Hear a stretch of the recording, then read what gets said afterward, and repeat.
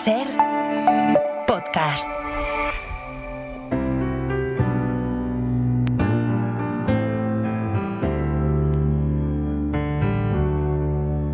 Cuando no salga mi jeta en los diarios, ni los novios bailen ya noches de boda, cuando solo esté de moda si me caigo otra vez del escenario, La ventana de los libros. cuando no sepa la orquesta la canción que te escribí, cuando las casas de apuestas no den €1 por mí, cuando cierren las cantinas y el laurel de mi corona sea de espinas, Con Benjamín Prado.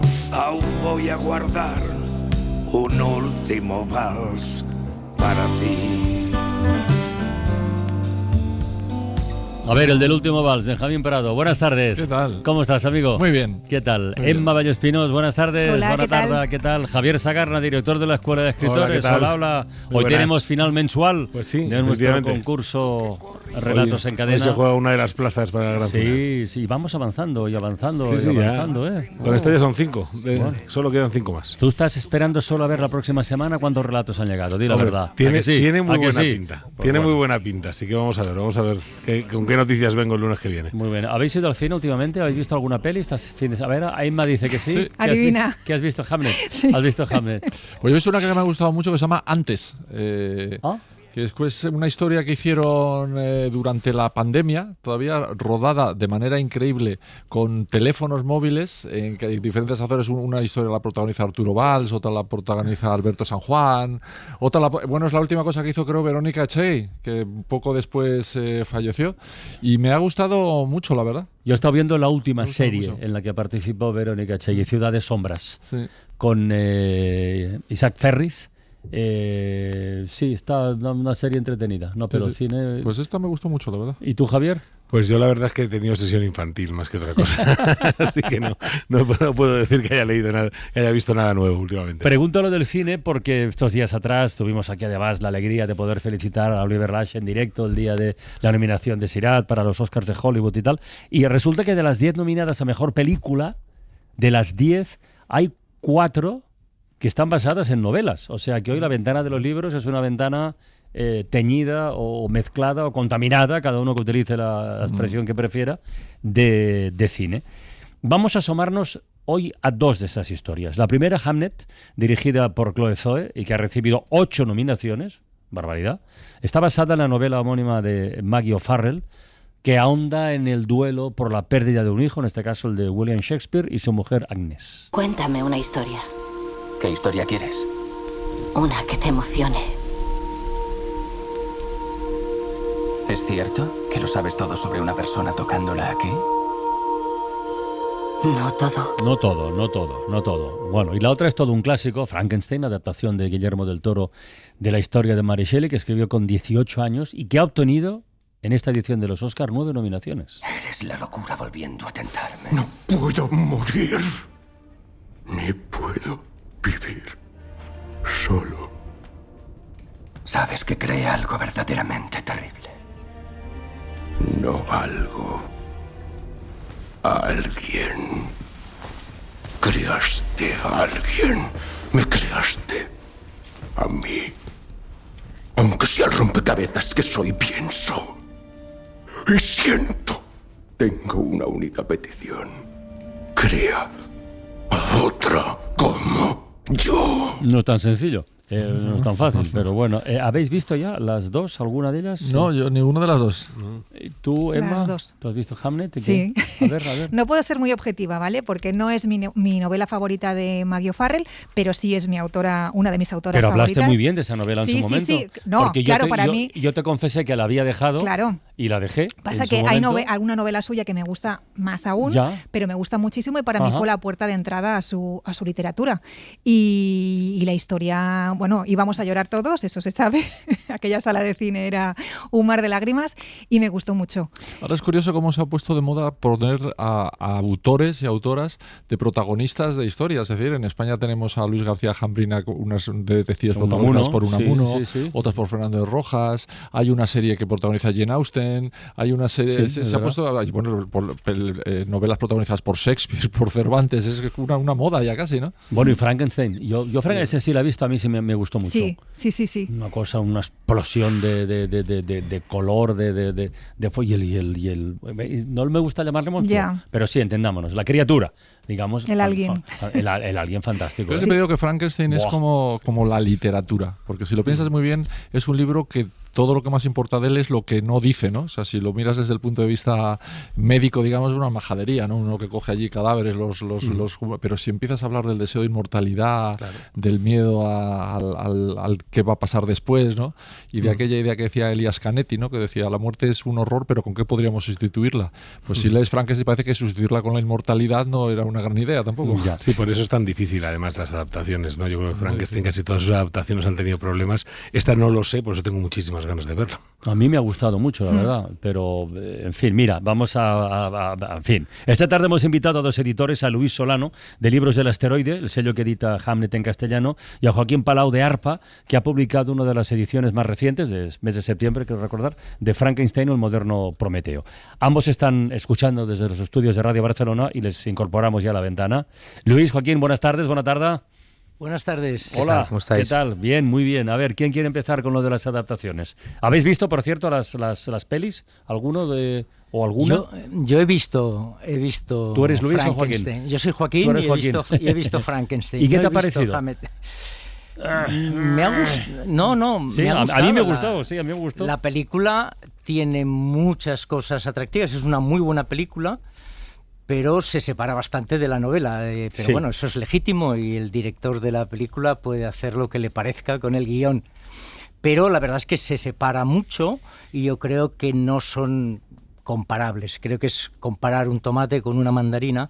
Está bien eso. Está muy parecen en muchas cosas, pero son cosas diferentes. No, yo cuando has empezado por tiene cosas que están muy bien, me temía lo peor ya.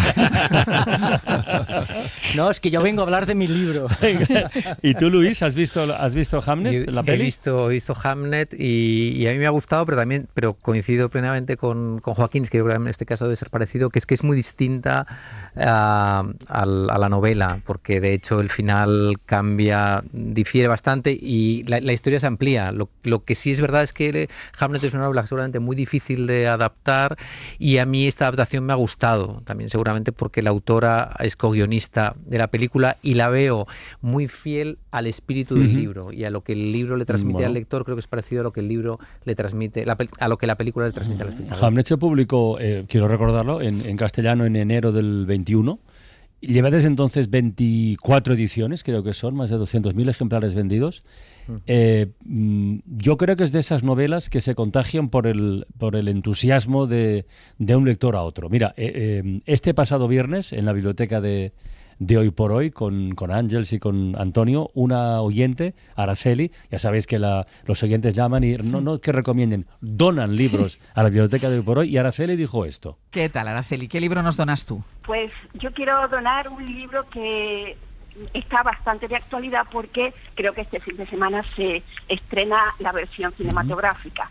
Es Hamnet, de Maggie O'Farrell. Sí, ¿te ha gustado mucho? ¿Te gustó mucho? Es de las mejores novelas, yo diría casi que la mejor novela que he leído nunca. Y he leído bastante porque soy profesora, he sido profesora de lengua y literatura y lógicamente he tenido que leer muchísimo. Pero me ha parecido una novela que no me canso de recomendar a todo el mundo.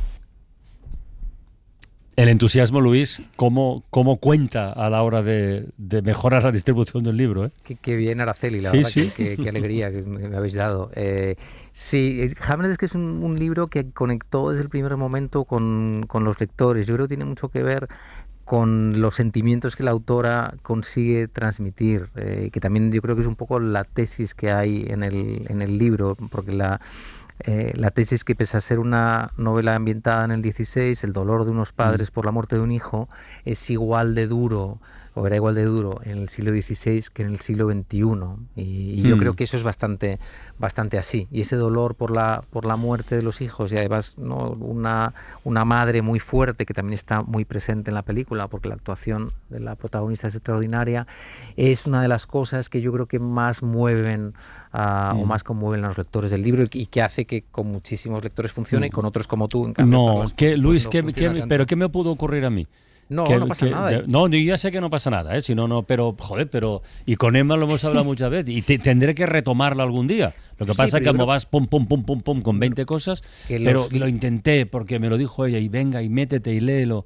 Hostia, y cuando no entras, cago en 10. No pasa nada, pero yo creo que hay muchos otros libros buenos de la autora, y yo creo que los libros es como el amor, tiene su momento. Ya. Y un libro bueno tienes que encontrar el momento bueno para entrar en él, igual que para conocer a una persona, enamorarte de ella tienes que estar en un momento en el que estés predispuesto. Hay esa anécdota preciosa de Borges, ¿no?, que una chica le dice: maestro, tengo que decirle una cosa, es que yo leo a Shakespeare, si no me dice nada, no me gusta. Y Borges le contesta: no te preocupes, esto es que Borges todavía no escribió para ti. Y está muy bien, y es lo que estás diciendo, ¿no? Ya. Bueno, hay que sintonizar, ¿no? Es el momento en el que... seguro.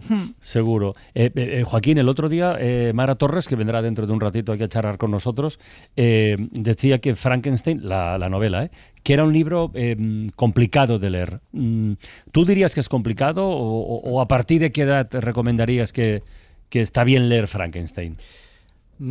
A ver, yo leí Frankenstein a los 14 años y lo he releído a los 65, y la primera lectura me divirtió una barbaridad, y la segunda, ya mayor, me ha fascinado, literalmente me ha fascinado, porque he sabido encontrar en esa novela muchas cosas, una tragedia, porque básicamente es una tragedia griega. Sí, total.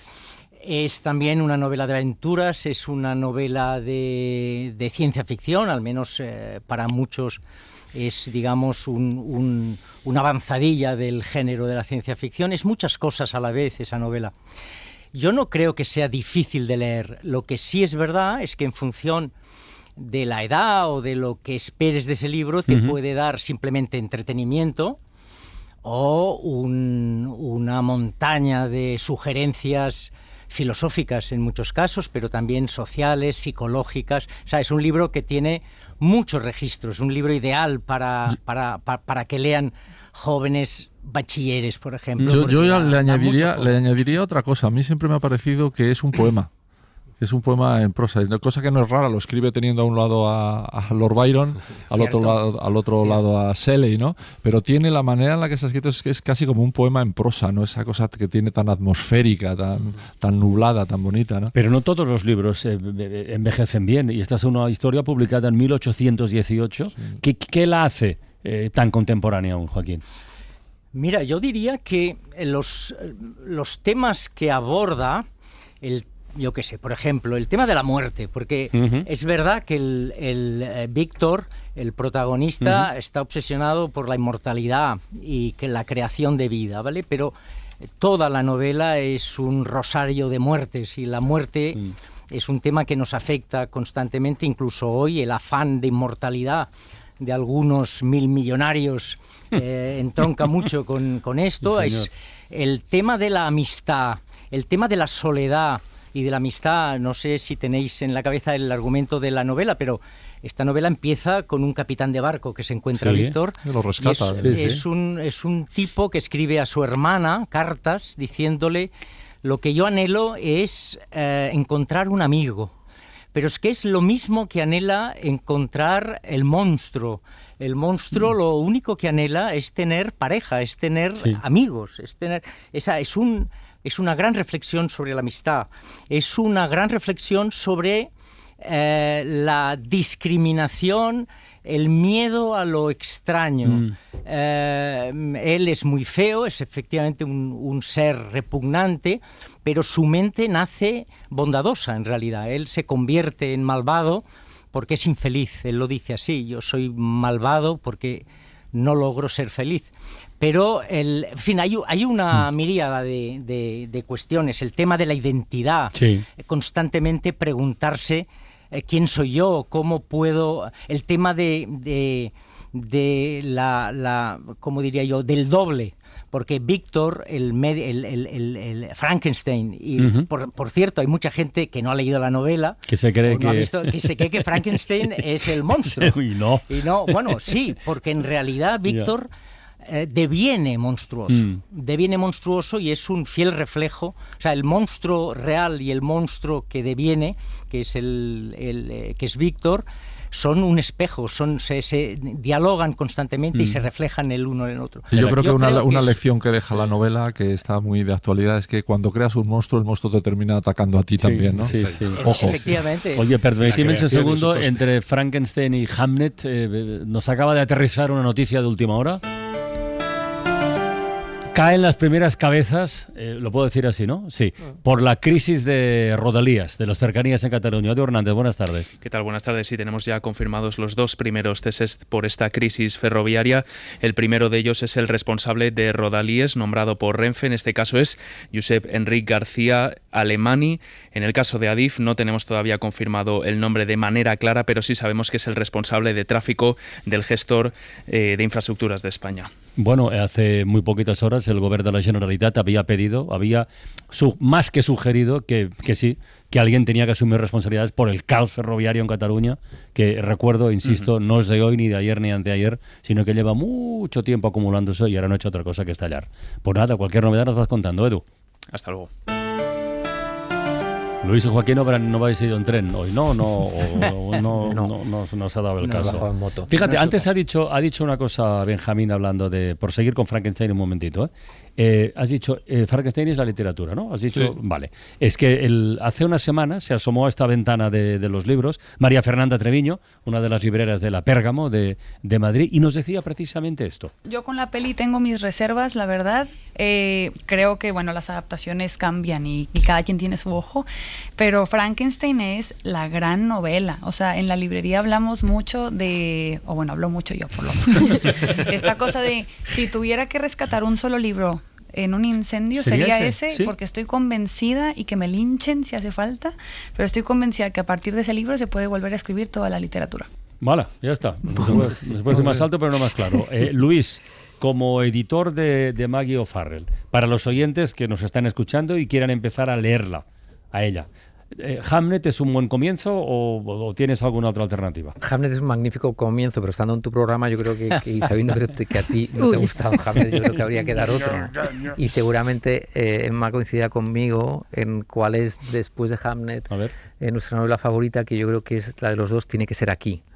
Ay, que difiero también. ¿Sí? Es que yo tengo una favoritísima. Es la primera mano que sostuvo la mía. ¿Cuál es, perdón? La primera mano que sostuvo la mía. Esa para mí es la mejor. ¿Por qué? ¿Por qué? Ostras, es que esa novela a mí me dejó, o sea, es lo que le pides, ¿no? a la ficción, ¿no? Que te remueva, que te recuerda que estás viva, y con esta novela, no sé, me interpeló muchísimo, lloré, reflexioné, me encantó, me divertí. Es para mí una gran novela. Bueno, es una historia a 2 tiempos de no puedo contar mucho porque pero bueno, o sea, hay maternidad, hay un hijo, hay cosas que suceden y bueno, no se puede contar mucho, Francino, porque esta novela tiene sus cosillas ahí escondidas. Luis. Para mí tiene que ser Aquí. La novela, digamos, no es el libro anterior, pero sí es la novela anterior a Hamnet. Seguramente su mejor novela hasta Hamnet. Es una historia completamente contemporánea que cuenta la historia de una pareja que se conoce porque a ella se le ha pinchado una rueda en una carretera de Irlanda, y ella resulta que es una actriz famosísima que ha ganado 3 Oscars, y la persona que le ayuda a cambiar la rueda resulta que se acaba enamorando y casando con ella, y se cuenta la historia de ellos dos y de sus hijos antes de que se conocieran, hasta que se conocen, y luego qué pasa después de que se han conocido y cómo ha funcionado el matrimonio. Y es para mí un libro súper entretenido y a la vez conmovedor sobre el amor y sobre cómo nos cambia el amor cuando nos conocemos a alguien, y también sobre las mochilas que nosotros llevamos muchas veces a las relaciones y que nos condicionan en cómo somos. Pero si alguien no ha leído a Maggie, yo creo que Hamnet, por supuesto, pero tiene que ser Aquí también, es una magnífica puerta de entrada. Oye, Hamnet ha pasado poco desde el estreno en cines, pero la adaptación de Guillermo del Toro, yo creo que se estrenó en octubre, ¿no? ¿Habéis notado algo en la editorial de un aumento de lectores, quiero decir, durante estas semanas o esto no funciona de manera tan automática? Vamos a ver, debe funcionar con los libros que tienen una única edición, como es el caso de Libros del Asteroide de Hammett. En el caso de Frankenstein yo diría que hay unas 30 ediciones diferentes en español. Las hay de todos los tipos, eso es verdad. Y sí, yo supongo, quiero creer que se habrá notado, pero se habrá repartido también el pastel de los lectores entre muchas ediciones diferentes, ¿vale?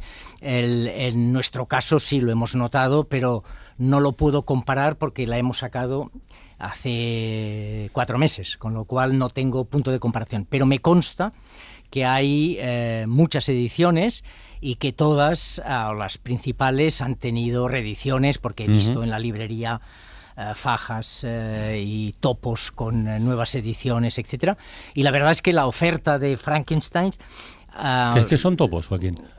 Perdón, 5ª edición, 19ª edición, ¿vale? Cuando digo topo me refiero a una marca que va diciendo la subraya, edición. Vale, perdona, la ignorancia, No, es, bueno, a lo mejor es algo, pero lo que quiero decir es que son muchas las ediciones que hay de Frankenstein, se lee desde siempre, cada año se venden, calculad, 10, 12, 15.000 ejemplares de Frankenstein repartidos entre diferentes ediciones, por lo tanto, y por eso es un clásico, quiero decir que es un libro que es un long seller, nunca mejor dicho, de manera que sí, se habrá notado, y yo no sé decirte ahora si se ha notado muchísimo, normal o poco.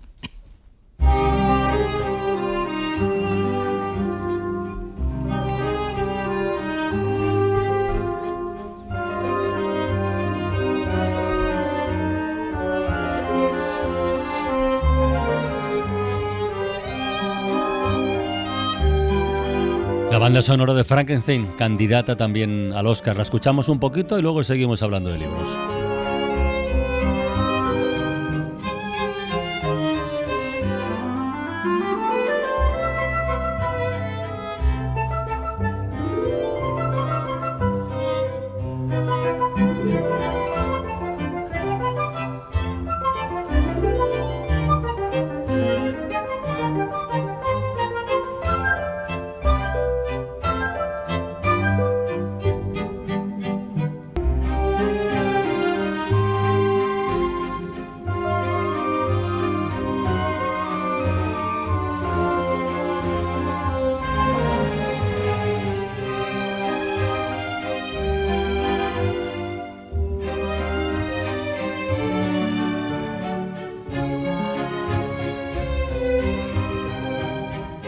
La Ventana, en Ser Podcast.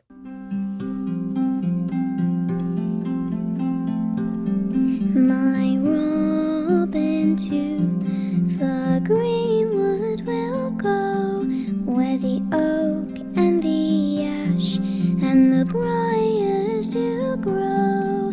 How fares my love as the darkness falls? Fair within those tangled walls. How fares my love as the darkness falls? Aquí seguimos asomados a la ventana de los libros, esta semana mezclando literatura y cine por eso de las nominaciones a los Oscar con varias películas que están basadas en novelas. Estamos hoy en esta ventana con Joaquín Palau, editor de ARPA, que publicó en septiembre una nueva edición de Frankenstein o el moderno Prometeo. Y estamos con Luis Solano, editor de Libros del Asteroide, sello que ha publicado Hamlet en lengua castellana. Hace unos minutitos escuchábamos un fragmento de la banda sonora de Frankenstein y esta que suena es la banda sonora de Hamlet. Mara Torres, buenas tardes. Hola, ¿qué tal? Buenas tardes. Tú dijiste el otro día, porque sí. lo he citado antes, lo de que la lectura de Frankenstein no es sencilla. Sí. ¿Has visto la peli, por cierto? He visto la peli de Guillermo del Toro, me encantó. Luego me compré Frankenstein y el mito del moderno Prometeo para revisarla, la edición revisada. La volví a leer porque la había leído de muy pequeña y aluciné, claro.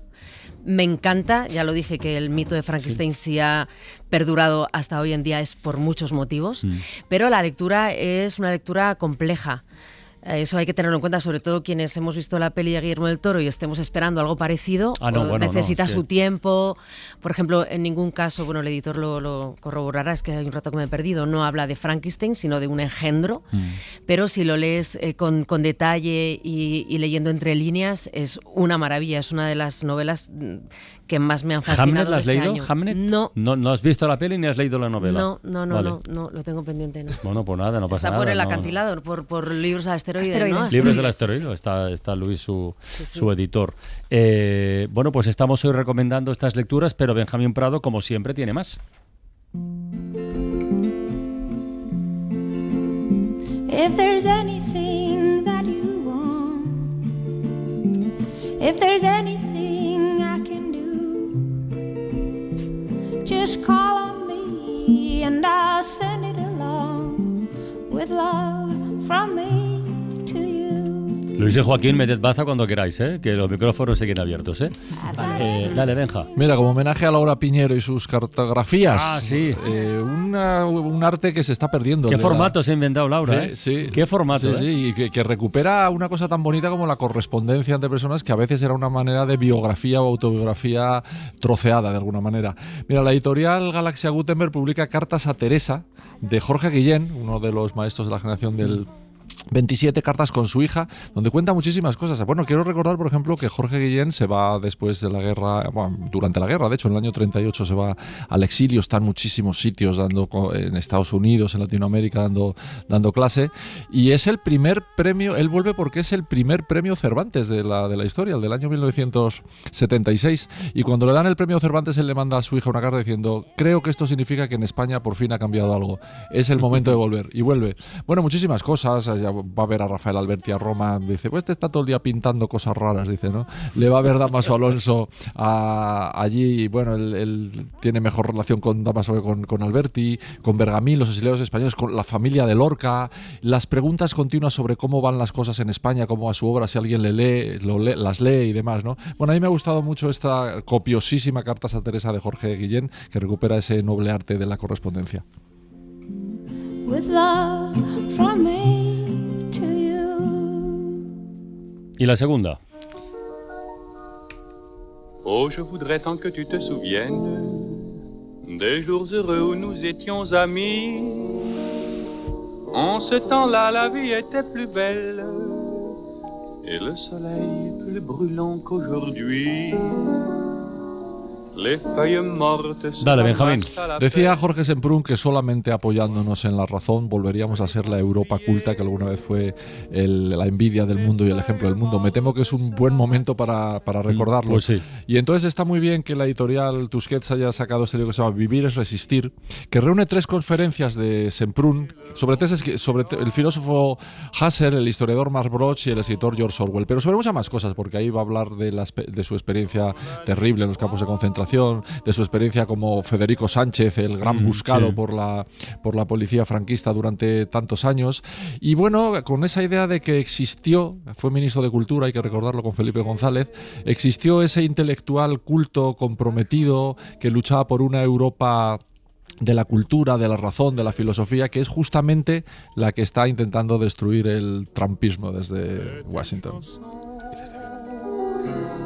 Qui nous ressemble, toi tu m'aimais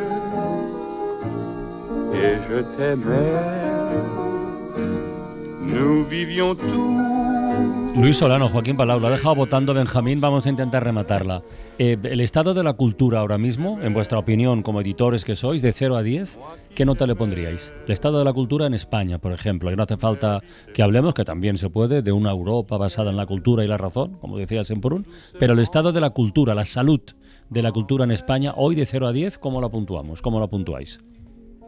Luis y yo nos estamos mirando preocupados a ver quién contesta primero. Esta que es muy complicada porque nos estás pidiendo una nota a algo que no sé si se resuelve poniéndole un 7, ¿no? Porque... no sé, chicos, yo no sé, yo creo que es como el mundo del libro, es una mala salud de hierro. Yo siempre oigo hablar de crisis, pero Yo veo mucha cultura a mi alrededor, veo muchas expresiones culturales diferentes, veo mucha gente joven escribiendo, cantando, componiendo, bailando, no sé, la verdad es que no tengo una visión de conjunto como para poder hacer En el mundo del libro yo diría que estamos en eso, en un 7,5. Sí, lo que habría que mejorar, sobre todo en el mundo del libro y seguramente en todo, no es la educación de la gente. Yo creo que no es tanto la creación, que me parece que hay cosas que se hacen interesantes y que ya se están promocionando, sino que yo creo que lo que hay que hacer es conseguir que haya más ciudadanos lectores, más ciudadanos espectadores, que tengan mejor criterio, y esto se hace simplemente pues mejorando la educación. Eso yo creo que es lo que más me preocupa mucho más el estado de la educación que el estado de la cultura. ¿Puedo hacer una pregunta al poeta, a Benjamín? Claro. Retrasándonos 3 minutos a esta conversación, cuando hablaba de Guillén y del epistolario de Guillén con su hija, yo soy un buen aficionado a la poesía, ¿vale? He leído, soy un gran admirador de Guillén, un gran admirador de Lorca, de Cernuda, en fin, de toda la tropa de poetas de varias generaciones. Pero estuve leyendo la biografía de Luis Cernuda. Eso es una pregunta, o sea, estoy haciendo una explicación para preguntar a Benjamín. Estuve leyendo la biografía de Luis Cernuda, del tristemente desaparecido Antonio Rivero Tamarillo. Y me di cuenta de que yo, que soy mitómano y que he admirado siempre a estos poetas y me ha gustado su vida, me di cuenta de que se tenían entre ellos unas manías extraordinarias. O sea, cada uno veía en el otro a un Frankenstein. Bueno, en el caso de Cernuda... ¿Esto es así o es una sensación que tengo? No, es una sensación correcta. En el caso de Cernuda le pasaba una cosa. Cuando publicó su primer libro, Perfil del aire, tuvo unas críticas regulares. Y luego lo reescribió. Y la gente decía que lo había reescrito imitando mucho a Jorge Guillén, al Guillén del primer gran Jorge Guillén del libro Es lo Cántico. peor que se le puede decir a un poeta. Cernuda nunca perdonó a nadie de los que dijeron que estaba copiando a Jorge Guillén y decidió odiar a Jorge Guillén, que no le había hecho nada, porque lo que había hecho era dejarse fusilar un libro sin decir gran cosa, ¿no? Pero Cernuda era un individuo muy complicado, es un poeta seguramente el más moderno de la generación del 27 hoy en día, el que venía de una tradición inglesa en vez de francesa, pero un tipo complicado que hacía a sus novios andar 5 metros delante de él por la calle. ¿Ah, sí? Sí, en fin, que tenía unas filias y unas fobias tremendas y era un hombre muy, muy complicado. Bueno, él vivía, por ejemplo, en casa de Emilio Prados y Concha Méndez en México y les tenía absolutamente prohibido que entraran en la casa que le habían dejado a él y que era de ellos, absolutamente prohibido que le tocaran un papel, ¿no? Era un tipo verdaderamente complejo. Y jeta. No, quiero decir, al menos en algún aspecto, en alguna faceta de su vida era jeta. Y un poeta, ¿no? Verdaderamente sí, hombre, claro, insuperable. Claro, insuperable. Bien. Muy bien. Bueno, Joaquín y Luis, ¿nos ayudáis a elegir el relato ganador de la semana? Por supuesto. Venga, al lío. Relatos en cadena. Una historia en 100 palabras para un premio de 6.000 euros.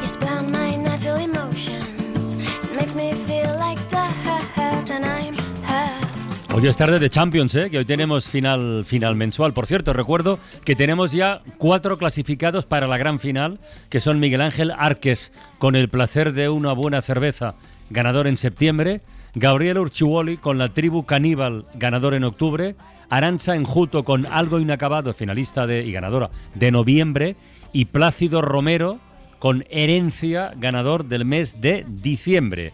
Hoy proclamaremos al ganador del mes de enero a partir de los 3 siguientes aspirantes: María Sergia Martín, José Luis González y Nuria Rozas. María Sergia tiene 62 años, vive en Madrid, está jubilada desde hace un par de años, trabaja en una oficina de atención a personas con discapacidad del Ministerio de Derechos Sociales. María Sergia, buenas tardes. Hola, buenas tardes. Y como hemos coincidido en 2 finales anuales ya en 2 ocasiones, pues ya nos conocemos muy mucho, Sí. muy mucho. Oye, de lo que estamos hoy hablando, tan de novelas, películas, de ese mestizaje, Frankenstein, Hamlet, ¿has leído, has visto libros, películas? ¿Tienes algo Sí. por ahí a mano? He visto Frankenstein y me ha encantado. Me ha parecido una película preciosa. la versión de sí mismo del monstruo, la criatura, que es maravilloso, y el monstruo más bello de todas las películas de Frankenstein que yo he visto en la historia. Qué bien, qué buena crónica, ¿verdad? Y que cómo se nota que escribe bien. Dejadme que haga un apunte de la novela. La novela empieza siendo género epistolar. Sí, es un intercambio de cartas cuando hablaba Benjamín del género epistolar. Sí. María Sergia, que tengas mucha suerte.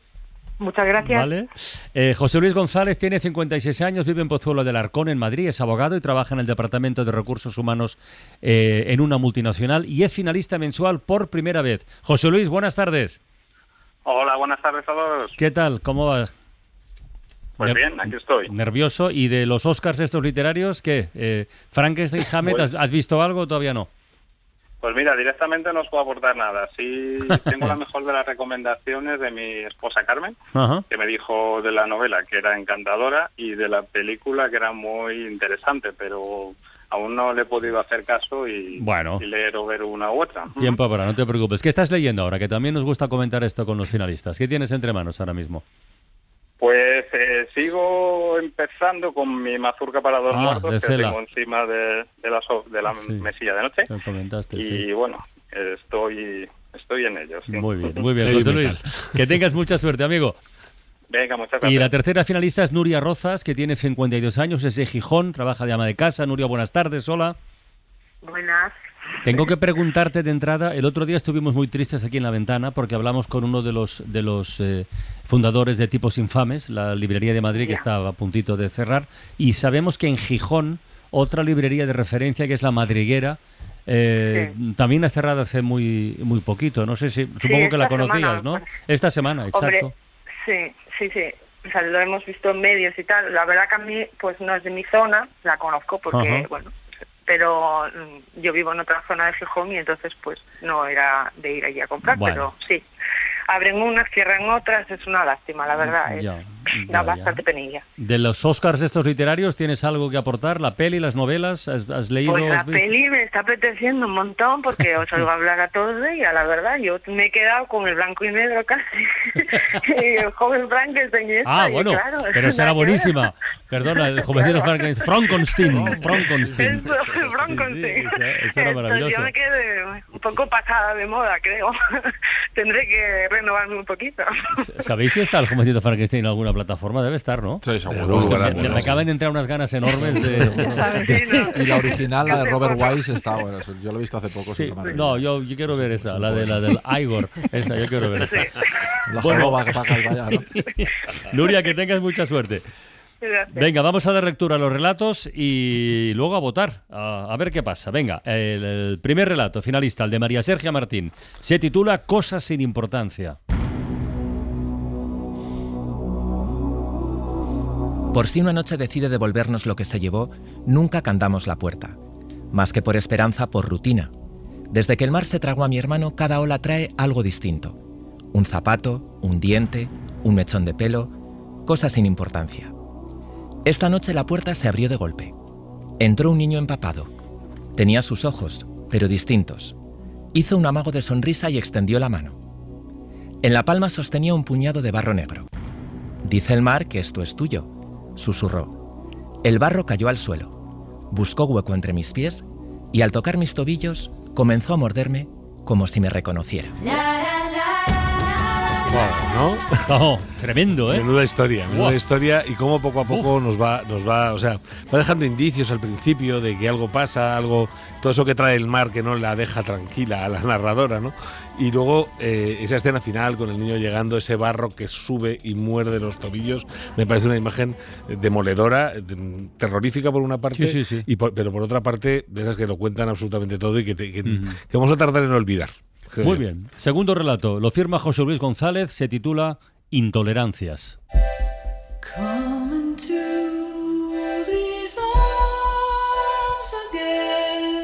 Comenzó a morderme como si me reconociera de una vida anterior, de otros tiempos. Al principio eran mordiscos mínimos, cariñosos, que apenas me provocaban un agradable cosquilleo. Empezó por los tobillos y fue ascendiendo, muslos, vientre, brazos, pecho. Cuando llegó al cuello, noté que apretaba sus colmillos con más fuerza. Mi yugular quedó marcada con 2 puntos sanguinolentos. Desde entonces no me importa dormir de día y salir solo cuando anochece, ni huir de crucifijos y de espejos. Si acaso, echo de menos los boquerones en vinagre de mamá. Ya ni siquiera los pruebo y añoro ese sabor tan delicioso a perejil y a ajo bien picado. Bueno, fantástico. Esto es ya una ensalzamos el valor de los boquerones. Ya ensalzamos el valor de los boquerones, pero yo quiero ensalzar también la bonita historia de amor que hay por detrás, ¿no? Ese que empezó a morderme como si me reconociera de otros tiempos. Ese vampiro que vuelve y que vuelve otra vez sobre esta persona de alguna manera. Y cómo a pesar de los boquerones, el protagonista, bueno, no le importa levantarse por la noche, está demasiado contento, todo finalmente es vampiro con su vampira o al revés, ¿no? Así que yo creo que es una bonita historia. Está muy bien, está muy bien. Esto tendría un debate literario y cinematográfico, ¿eh? Drácula versus Frankenstein, cuidado, no lo haremos hoy, pero Drácula, exacto, pero lo tendría. Venga, tercer relato finalista, el de Nuria Rozas. Se titula Animado. Añoro ese sabor tan delicioso a perejil y a ajo bien picado de los guisos de mi madre. Por eso, cuando regreso a casa y está cocinando, revoloteo cerca de ella a ver si pillo algo. Disfruto apoyando la barbilla sobre su hombro para admirar cómo maneja el cuchillo.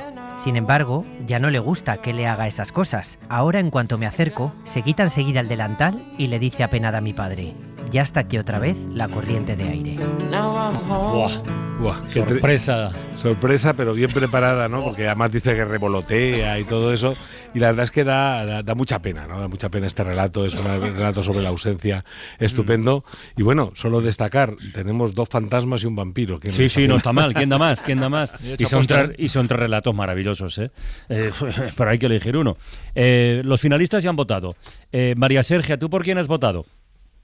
Pues yo he votado por Animado, de Nuria. Tú has votado por Animado. ¿Y José Luis, por quién has votado tú? Sí, por el de Nuria, Animado. También por Animado. ¿Y Nuria, por quién has votado? Por Cosas sin importancia. Por Cosas sin importancia, que es el de José Luis. No, vale. No, perdón. No, María Sergia. Dios. Perdón. Llevo una racha con las votaciones, en fin, no digo nada. Vale, ya está. Tenemos 2 votos para Nuria y 1 para María Sergia. De momento ninguno para José Luis. Mara Torres, te toca a ti, va. Que este es tremendo. Elegir son muy buenos. La final mensual es ya, que es horrible. Ya lo sé, pero es lo que hay. Pues Cosas sin importancia. ¿A ti los boquerones? No, también me encanta, ¿eh? Los boquerones me encanta y el relato también. Pero el barro ese que muerde... Es que me parece muy desconcertante, porque decía Javier que era como así un poco tenebroso y sin embargo yo lo veo súper dulce. Ese final del mordiendo los tobillos como si fuera el hermano, ¿sabes? Eso es lo bonito de un relato, ¿no? Cuando te deja mucha pelota en tu campo. Sí. Benjamín, venga. Pues yo sí le doy un voto a José Luis González y sus boquerones. Sabía yo. A ver, nuestros invitados. Joaquín Palau, de los 3, ¿cuál te convence más? Estoy dudando entre... Es que son muy buenos. Yo me he anotado los apellidos, con perdón. Sí. Yo estoy entre el primero y el tercero, entre Martín y Rozas, que tienen una estructura con un final sorpresa.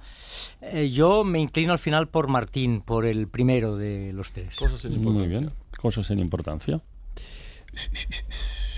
¿Y Luis Solano? A mí me ha gustado mucho el tercero. Me gusta mucho el del fantasma animado. De Nuria. ¿Falta Emma? Yo el primero, María Sergia. Y faltan 2 últimos votos. Pues que sí. son el del pueblo y el de la casta. Empezamos por dónde, por el pueblo, ¿no? Por el pueblo, como siempre, ¿no? Venga, ¿qué dicen los oyentes? ¿Qué han votado? El pueblo ha dado un doble empate entre... Ya empezamos. Doble empate no, un empate. Esto para la UI. Entre José Luis González y Nuria Rozas, es decir, entre Animado e Intolerancias, los 2 con 55 puntos, pero ha dado nada menos que 149 votos a María Sergia y sus Cosas sin importancia. Vale. Y yo, por una vez en la vida, voy a darle la razón al pueblo y también por lo todo María. Pues 1, 2, 3, 4, 5, 6, 2, 3 y 1. María Sergia Martín, felicidades. Felicidades. Muchísimas gracias, me he quedado... Sí, gracias. Nos veremos por tercera vez en una final anual. Nos veremos. Sí.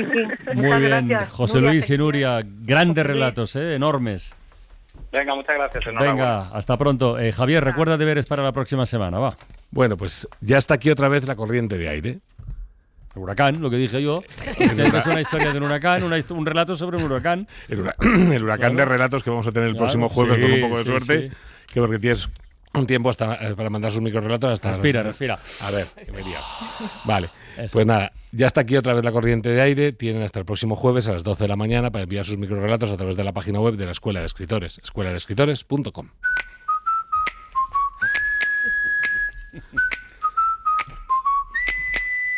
Vea, pedazos relatos, de verdad, Buenísimos, buenísimos. Qué rabia da tener que descartar.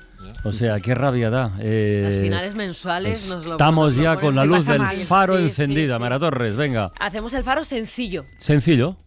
Pregunta, si dicen de vosotros que sois una persona sencilla, ¿lo entendéis como un piropo? De mí lo dijo Iñaki Gabilondo cuando tenía que venir a hacer el Hoy por Hoy. ¿Y lo dirías tú de Dijo, él? Francino es un chico sencillo. No, pero vamos, no me siento mal no en es absoluto. una pregunta, o sea, yo tengo dudas. Bueno, y luego, depende por del ejemplo, contexto, claro. ¿es lo mismo sencillo que simple? Y yo diría que no. Sin embargo, Joaquín y cuando Luis, tú tienes que manifestados, simplificar Sí. algo, tienes que pasarlo de la Sí. dificultad a la sencillez, ¿no? Eso es de alguna manera también simplificar. La sencillez, es verdad que simple es una virtud, simple ¿no? tiene una o se entiende como una virtud. connotación peyorativa. Yo el primer y libro que publiqué se sencillo, llamaba ¿no? Un caso sencillo, que estaba basado en un relato de Flaubert que se llama Un corazón sencillo. Ahí tienes dos sencillos. Ahí porque tienes es dos duro. sencillos, sí. Yo creo que era Neruda que hablaba, pero puede ser otro, que hablaba de sencillo como un anillo. Nunca diría simple como un anillo. Yo creo que es sencillo como un anillo. Son cosas muy diferentes. Sí. O fácil, ¿no? Tampoco dirías fácil como un anillo. No. Bueno, yo no sé, estás haciendo los deberes con los niños y dices, pero si es muy sencillo. Claro, es muy fácil, sí. Habla por ti, ¿no? Claro, sí. Sí, luego las mentes complejas, ¿cómo son esas mentes complejas? Ya. No, ¿nos gusta que digan de nosotros que somos sencillos o que somos difíciles? A mí me gusta más que me llamen sencillo, sinceramente. Para complicados ya hay bastante. Pues hay que por ahí. elegir entre esas dos cosas, yo prefiero sencillo. Yo también. Sí, difícil es feo. Si me das a elegir, me quedo sencillo. O sea, podemos cambiar la letra de la canción. Si me das a elegir entre tú y la gloria. Sí. Pues nada, Joaquín Palau, Luis Solano, oye, muchísimas gracias por compartir hoy esta ventana de los libros, que ha sido un placer, de verdad. A vosotros. Venga, Javier Sagarna, relámete. De cara al próximo lunes, ya calculando el número de relatos que podremos recibir. Yo creo que sí, que a partir de la frase, ya está aquí otra vez la corriente de aire. ¿Tenemos un poema para cerrar? Sí, ¿no? Como siempre, ¿no? De María Beneito, Venga, gran poeta valenciana a la que alababa mucho Vicente Elisander. La Editorial Renacimiento ha publicado toda su poesía y otro libro que se llama Por ahora me callo, donde habla de una historia de amor secreta y con cierta rabia. After all we've been to one another. Son demasiadas cosas las que quiero decirte, cobarde amigo mío, criatura que llora. Demasiadas y tristes, que ya llegó la hora de pedir que me vaya, porque tú quieres irte. No escucharemos más el mar unidos. Pedirte evitar resultado tan duro y a deshora no me lleva a la ira, oscura y destructora. Nada puedo negarte, ni tampoco exigirte. Cuánto sufrir, amigo, por no querer herirte. En La Ventana acontece, que no es poco, un relato personal de la historia, con Nieves con Costrina, Cadena SER.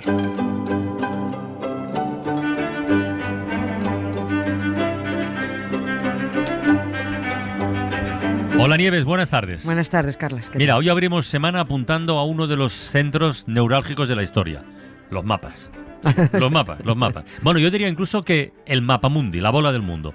Porque el mundo no es como es por ciencia infusa, no ha sido siempre como hoy lo conocemos, y la historia nos sirve tanto para seguir los cambios, las caídas de imperios, la conquista de territorios, la fusión de estados, la desaparición de estados, como para descubrir los orígenes. Todos los países todos tenemos una carta fundacional a través de la cual se pueden explicar muchas cosas. Y el caso de hoy, joder, de verdad que es un buen ejemplo, ¿eh? Hoy viajamos al 26 de enero de 1788... para hablar del nacimiento de Australia. Australia, sí. Fíjate, mira, empiezo con una cita del explorador británico James Cook, que fue uno de los primeros europeos que pisó la isla más gorda del mundo, tan gorda que es un continente al que ahora llamamos Australia, y que acabó escriturándose a nombre de Reino Unido tontera. Bueno, pues James Cook escribió que los aborígenes son mucho más felices que los europeos, creen que están provistos de todo lo que necesitan para la vida y no se preocupan por cosas superfluas. Fin de la cita. Pues muy bien, debe ser precisamente por eso que los británicos se dedicaron a partir de aquel momento a joderle la felicidad a los aborígenes para que fueran tan infelices como los europeos. El 26 de enero de 1788, un tipo llamado Arthur Phillip fundó Port Jackson. Pero como un tal Lord Sydney, un político británico del montón, fue el que impulsó la primera expedición, pues al final se quedó aquello con Sydney. ¿Y cómo y con quién se fundó Sydney? Bueno, pues a ver, la fundación fue un desastre y sus fundadores unos delincuentes. ¿Cómo delincuentes? Todos unos delincuentes. ¿Pero literal? Literales. A los británicos les interesaba Australia solo para convertirla en cárcel, porque ya no les entraban tantos malhechores en su pequeña isla de Gran Bretaña y necesitaban una más grande. Y lo mismo no era porque tuvieran pocas prisiones, sino porque tenían muchos delincuentes.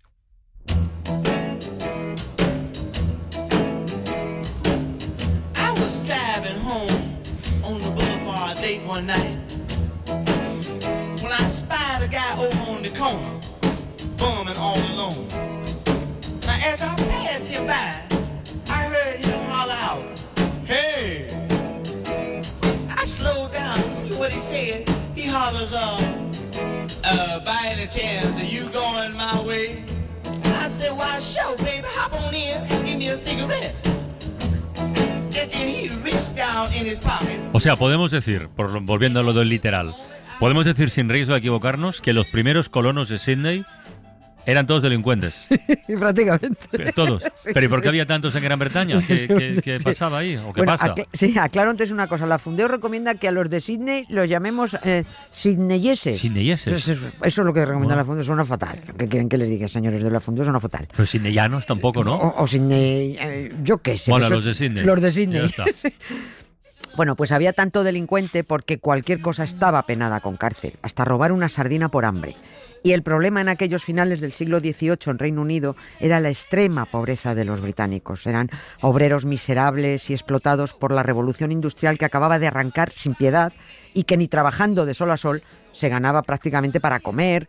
Y bueno, por supuesto había un trabajo infantil salvaje. Es que los ponían a trabajar con 3 y con 4 años. Como el sistema judicial era muy castigador, cualquier hurto, cualquier bronca, cualquier cosa te llevaba a prisión y las cárceles estaban saturadas. Y bueno, podemos imaginar las condiciones de la población reclusa, ¿no? Esto mismo, ojo, se les ha repetido en pleno siglo XXI. Yo no sé qué les pasa a los británicos, pero en 2024 tuvieron que liberar por las buenas a 1.700 sin cumplir condena, pues para desahogar un poco las cárceles. Y hace menos de un año reconocieron que volvían a tener el sistema penitenciario al borde del colapso. Bueno, pues si a eso suman los borrachuzos que hay que encarcelar en Magaluf, pues oye, esto es uno para... ¿Qué les pasa? Cuando tenían sus colonias en Norteamérica, ellos hacían ya paquetes de presidiarios y los mandaban para allá. Pero cuando Estados Unidos se independizó, pues a ver dónde mandaban a los delincuentes que no les entraban. Pues a Australia.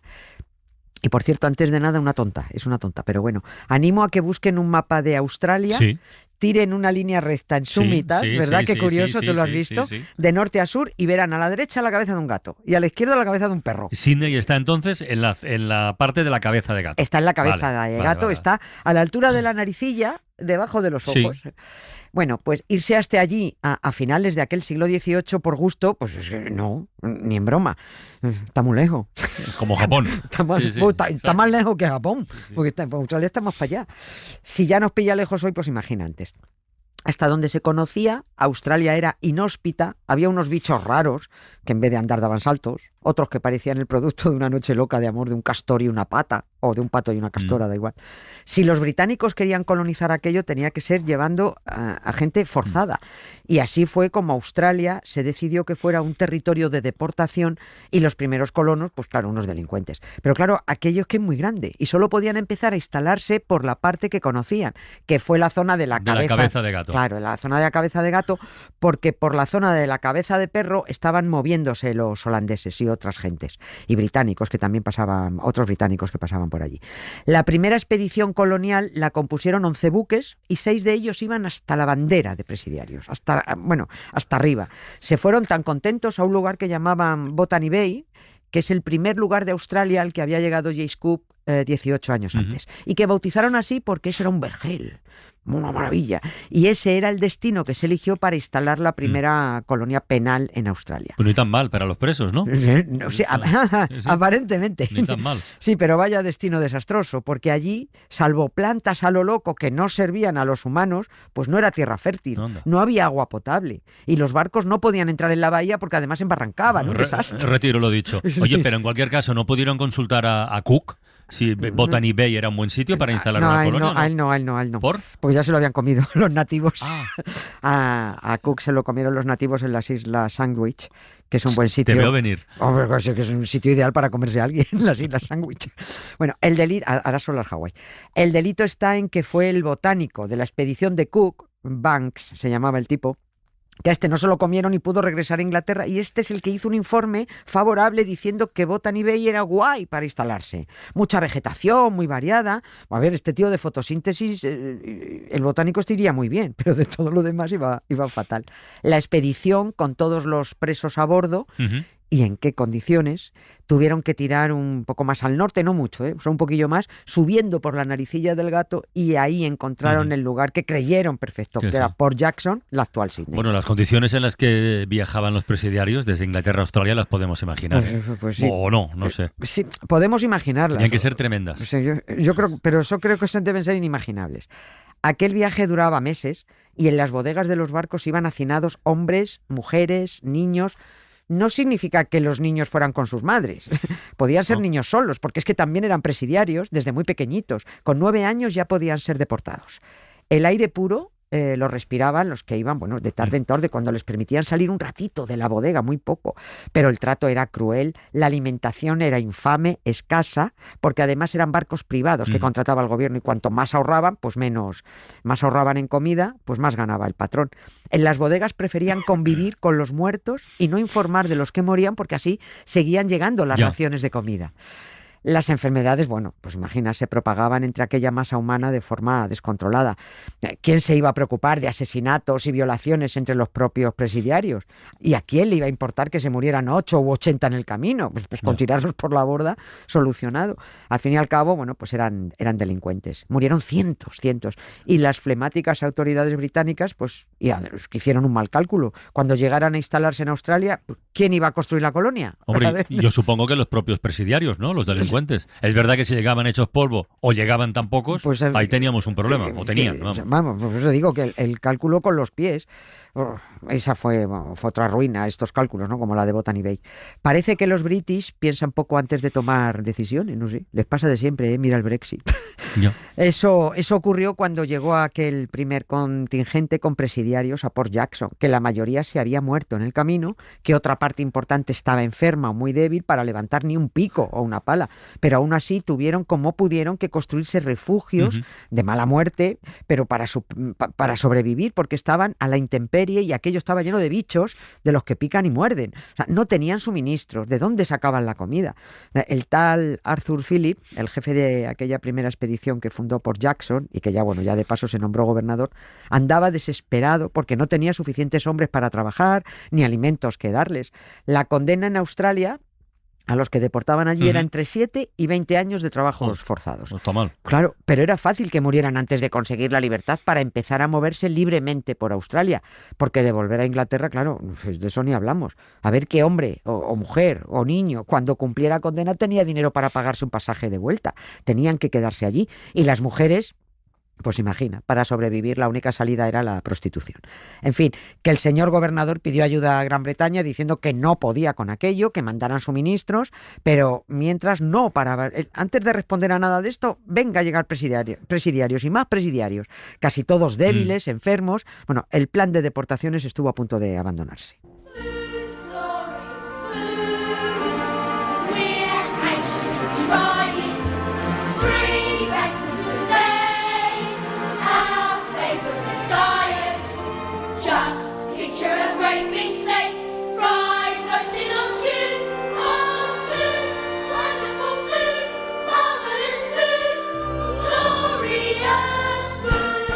Oye, ¿y a todo esto los aborígenes? Aquellos seres felices de los que hablaba Cook, sí, a los que seguro se les acabó la tranquilidad, la felicidad y prácticamente todo. Se les acabó ¿Estos todo. qué? Se les acabó hasta la vida. A los aborígenes, bueno, pues no les pasó ni más ni menos que lo que les ha pasado a casi todos los nativos cuando llegaba el europeo a colonizar, en América o en Australia, daba igual. Pues cayeron como chinches, primero por las enfermedades, por la viruela fundamentalmente, claro, sin defensas para ello. Después, en cuanto no se plegaban a los planes de los invasores, bueno, pues se organizaban matanzas, se dispersaban aldeas. La población casi se extinguió en algunas zonas. Los británicos decían que los aborígenes eran raros. Dicen, porque tan pronto eran gente muy amable como te atravesaban con una lanza. Hombre, pues a ver, depende si les tocaban las narices, que por cierto son muy graciosas. Si los colonos entraron apabullando, mandando, ocupando tierra, cristianizando a mamporro. Oye, ¿y hasta cuándo duró esto de enviar delincuentes para colonizar Australia? Pues mira, se calcula que Reino Unido deportó a 170.000 delincuentes a Australia a partir de aquel primer envío de 1788 y durante los siguientes 60 o 70 años, hasta que apareció oro, amigo. Y a partir de 1851 ya había tortas por ir a Australia. Hasta los presidiarios pedían, depórtame a mí.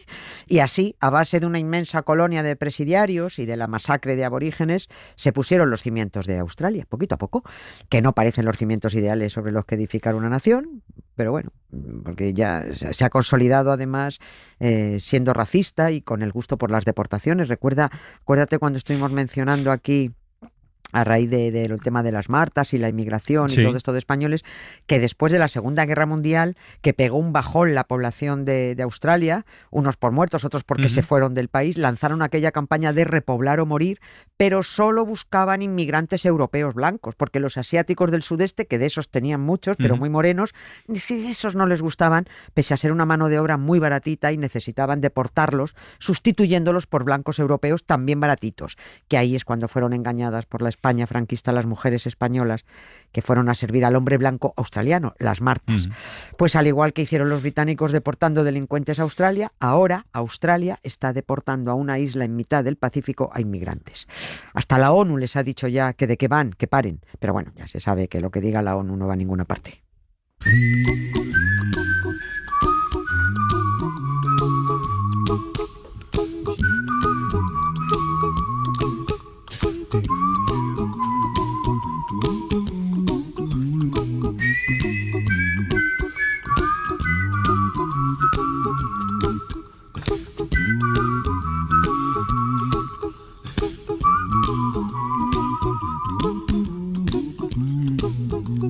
Here's a little song I wrote. You might want to sing it note for note. Don't worry. Be happy. Son discutibles las dos cosas, el don't worry y el be happy. Pero bueno, en este caso sí. Ni tan mal. Mañana más, Nieves. Lo que queda del día. Con Isaías Lafuente. Pues lo comprobamos. Mira que esta mañana comenzábamos con una jovencísima oyente que era una delicia escucharla. Se llama Carla, tiene 10 años y nos mandaba una nota de voz sobre su amanecer, el paisaje nevado que se ha encontrado cuando ha mirado por la ventana. Me he despertado, he mirado por la ventana y estaba todo nevado. Quedaba tan bonito porque está todo nevado ahora mismo que es decir, mandaros este audio del amanecer. Porque también con las farolas iluminando la nieve queda muy bonito y el sol ahí saliendo por atrás. Aquí ha nevado porque es un pueblo de la Sierra de Madrid, cerca de Navacerrada, y entonces pues bueno, es normal que nieve. Y bueno, pues que pasáis un buen día, adiós. Pues nada, el deseo era bueno, el de Carla, pero ese paisaje bucólico que describía es bien distinto al caos que un día más, una mañana más, se han encontrado miles de ciudadanos de Cataluña, usuarios de lo que podríamos llamar desde hoy rodalíos. Estamos hablando mucho estos días de la red de rodalías, que en realidad deberíamos llamar los rodalíos.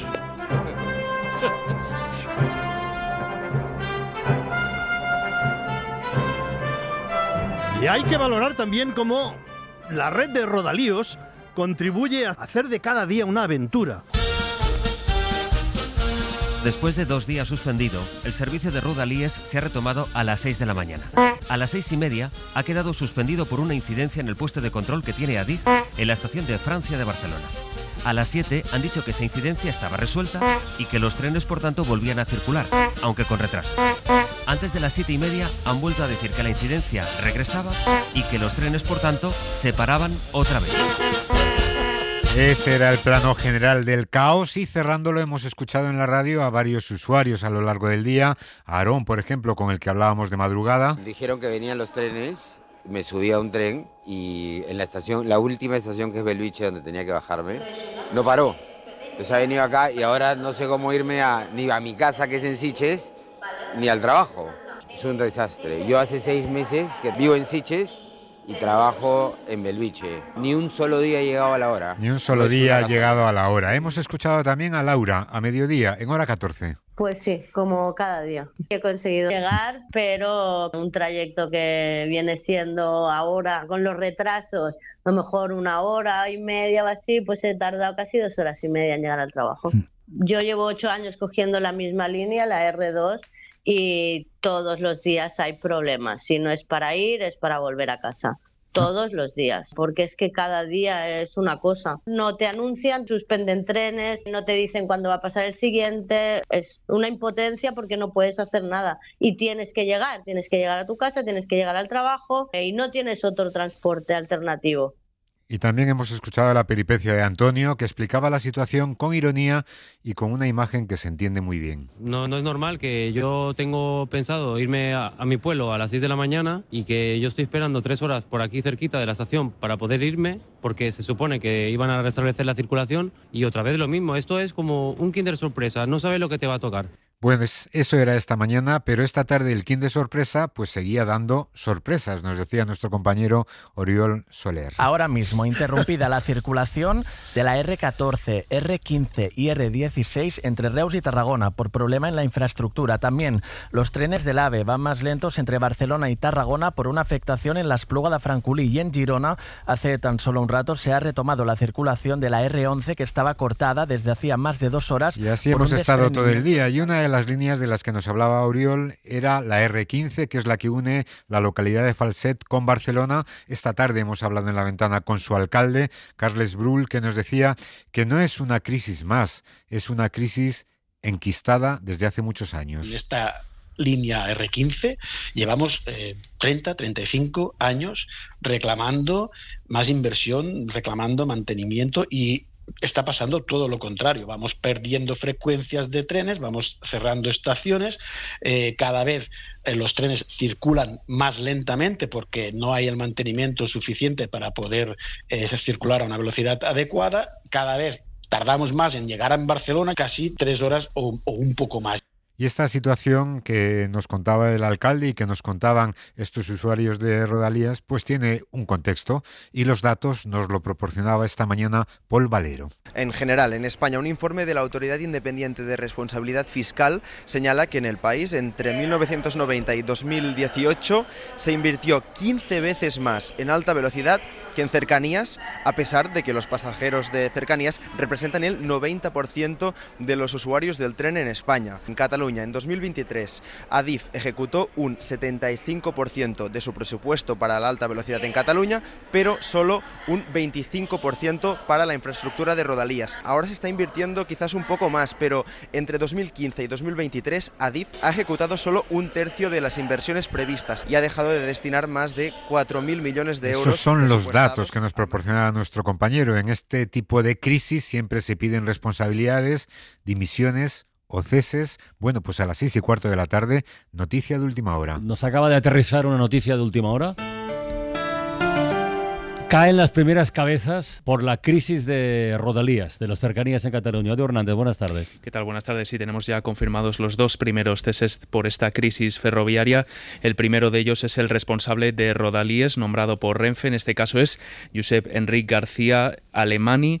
En el caso de Adif no tenemos todavía confirmado el nombre de manera clara, pero sí sabemos que es el responsable de tráfico del gestor de infraestructuras de España. Pues es una de las grandes noticias del día, y hay otra que es sorprendente. precisamente porque hablamos mucho también de la crisis de la vivienda. Los españoles no pueden acceder a una vivienda con normalidad. Bueno, pero esa crisis no es precisamente la crisis de las hipotecas, que van a su aire. Entre todas las noticias del día tenemos esta que es muy llamativa. Las hipotecas sobre viviendas han marcado un nuevo récord en 15 años. Son datos que ha publicado esta mañana el Instituto Nacional de Estadística.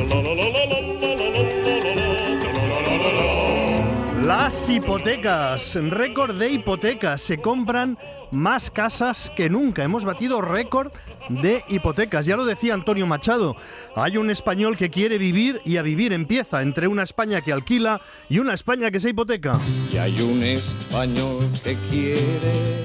Sí, la verdad es que la noticia es muy paradójica. Hay dificultades para acceder a la vivienda, pero no paramos o no paran algunos de pedir hipotecas. En fin, hay otras noticias, se las contarán en Hora 25 dentro de unos minutos. De momento, les dejamos con el aperitivo de otras informaciones heterodoxas del Mundo Today. Los españoles añoran los tiempos en los que lo problemático de Renfe era su web. Trump recuerda que a él le han disparado y que tampoco es para tanto. El presidente anuncia que el médico le ha aconsejado cuidar la dieta y hacer deportación. El ICE aconseja a los manifestantes no ponerse en situaciones peligrosas como ir a manifestaciones o estar en Estados Unidos. Un poco de sentido común, por favor. ¿A quién se le ocurre estar en Minneapolis? Dicen desde la Casa Blanca. La Generalitat sustituye el servicio de Rodalies por unas zapatillas del Decathlon. En los trayectos de más de 40 minutos, este transporte alternativo se complementará con un bastón.